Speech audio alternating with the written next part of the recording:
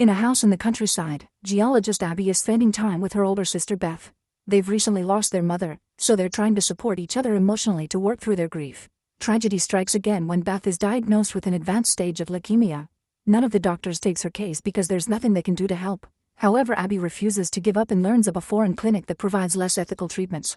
To pay for sending Beth there, Abby has to take a very risky job.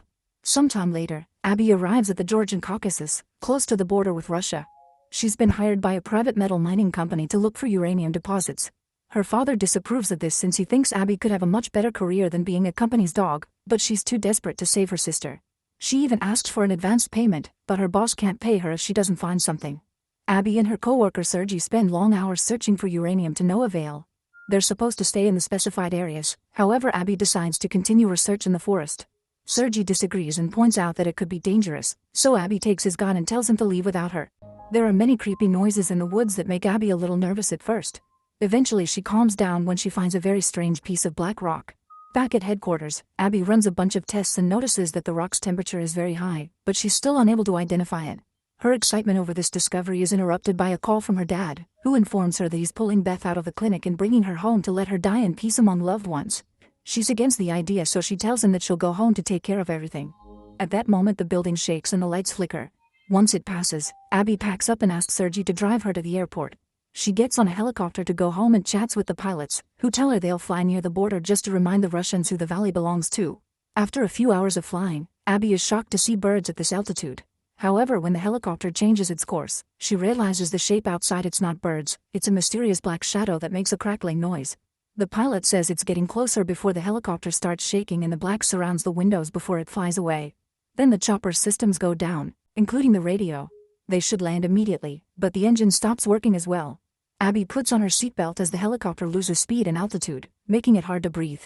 She concentrates on her breathing and thinks about her sister, closing her eyes to avoid seeing the helicopter crash right in the mountains. While unconscious, Abby dreams of telling her father not to do anything drastic while she's gone and promising to be back soon.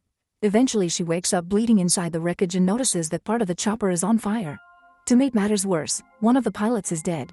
Abby checks on the other guy and bandages his injury, telling him to apply pressure. Then she goes outside to yell for help to no avail. When she returns to the helicopter, the pilot tells her how to use the emergency radio, but no matter how many times she tries, nobody picks up her call. Then Abby checks a map and calculates that the closest road is 60,000 kilometers to the south. She decides to break a bunch of boxes and start a big fire, hoping someone will see it from a distance. The next morning, Abby discovers the second pilot has also died. She has a panic attack and cries as she realizes she is trapped alone in the wilderness. Later, while trying to sleep inside the chopper, she dreams about Beth and her weak health, which wakes her back up. She goes outside to get warmed by the flames, but her fire has gone out.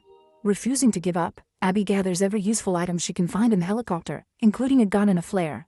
Once she's covered her body in enough layers of clothes, she follows a compass to try to find the south road. As soon as she walks away from the helicopter, she hears the sound of radio static. She immediately runs back, but nothing on the chopper is working. When she hears the static again, she realizes it comes from a radio on the pilot's belt. Unfortunately, it runs out of battery when she tries to use it, so she grabs the helicopter manual to learn where all the cables and chargers are. She leaves the radio charging, and while she waits, she keeps staring at her mysterious rock. Eventually the radio works again and Abby makes contact with an American pilot named John, whose aircraft also crashed in the area. His legs are trapped and he can't move, also his antenna is broken. Abby knows she can fix the antenna to call for help and asks where he is, so John explains that he can see a lake. After finding it on the map, Abby starts a new journey to find him. John keeps asking her not to do it because this is dangerous occupied territory, but she ignores him. While she walks, John chats with her and asks her about her job. She's in the middle of climbing a hill when she explains that the money is for her sister, so she has to stop and rest to put her emotions together. After John mentions the rare 1 in a million chance, Abby gets enough hope to keep her going. As she continues to climb, she thinks about the time Beth tried to tell her that there was nothing to fight for and how she should move on. Abby tells John that nobody is fighting for Beth and John thinks she's lucky to have such a supportive sister. Eventually Abby finds a spot so high that she can't climb anymore, which means she has to go all the way around. As she changes direction, she doesn't see the black rocks nearby. In the new area, Abby does manage to climb over the hill and enters the forest, where she'll be resting for the night. John tells her he isn't in pain anymore because he can't feel his lower half. Abby starts a fire and makes a shelter with some sticks to sleep. Sadly, it starts raining, which puts out her fire. However, Abby feels something warm moving in her bag and remembers the rock. She takes it out and touches it with her bare hand, noticing the surface reacting in a curious way. John tells her she shouldn't be ashamed of her work, and Abby realizes he's in the military, so he's talking from experience. In the morning, Abby continues her journey and reaches a valley covered in snow. The wind is making her even colder and she keeps tripping. When Abby finds a river, she stops to rest and refill her water bottle. A few hours later, Abby discovers that she's surrounded by another mountain range. The map doesn't show any better route, so she has to start going up. She walks as much as possible and eventually she has to try climbing, only to fall immediately. John tells her to go back because she can't save everyone, causing Abby to go on a rant. She's tired of everyone telling her to stop trying. What she needs right now is reassurance and words of encouragement. A reluctant John says it's her choice and wishes her good luck. Next, Abby takes off her gloves and starts climbing again. Now she can hold on better and actually make progress. She keeps going for a while until she finds an area with nowhere for her foot to grip. When she informs John of this, he says it's a shame because she was one of his favorites and hangs up. A confused Abby tries to contact him again to no avail. Afterward, Abby takes out a tool and inserts it into the rock, but it falls when she steps on it. She takes a moment to take deep breaths and think, which helps her remember the mysterious rock. Her mind also remembers the time the doctor told her there isn't such a thing as miracles. However, one is happening right now because moving her hand is enough to make the rock change shape.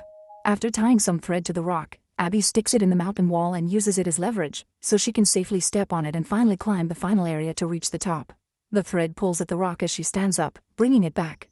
At that moment, she sees the mysterious shadow fly through the sky while making a crackling sound. Abby takes out a pair of binoculars and notices some lights in the distance, which belong to a military base. She gathers sticks and grass to start a big fire, hoping it may get someone's attention. She also makes an arrow out of rocks to indicate the direction she's taking as she leaves. A few hours later, John contacts her on the radio, saying she has to stop drawing attention to herself. He reminds her that the Russians control this area, so if they see her signal they'll go out to kill her, not to help her. This makes her so nervous that she slips down a rock-covered hill and hurts her leg. Tired of John scolding her, Abby turns off the radio and takes care of the wound. At that moment, she hears some radio static and notices a soldier patrolling the area, so she immediately runs away. Between her injury and the snow, it's very difficult to walk and she has to use a stick for support. After crossing the forest, she finds some old abandoned buildings and decides to go inside to both rest and hide.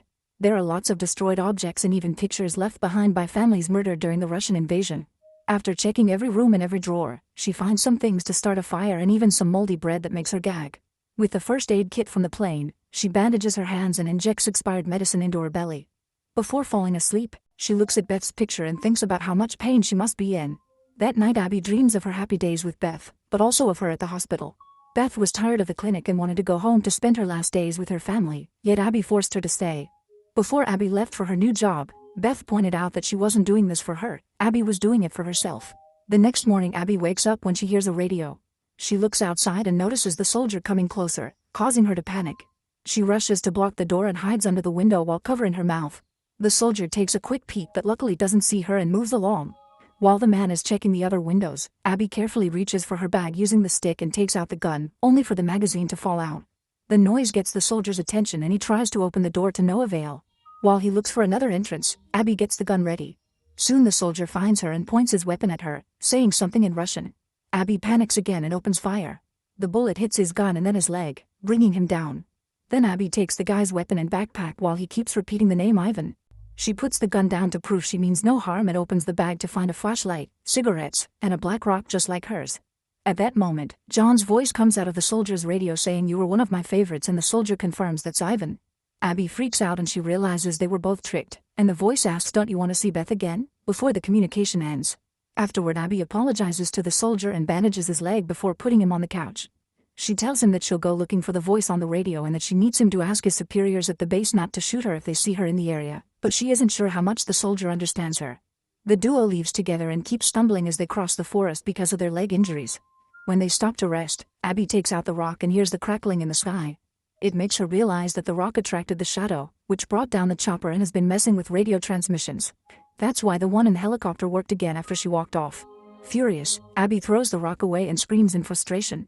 Then the duo starts crossing a valley covered in snow. As their feet move the snow away with every step, they realize they're walking on ice and this is the lake.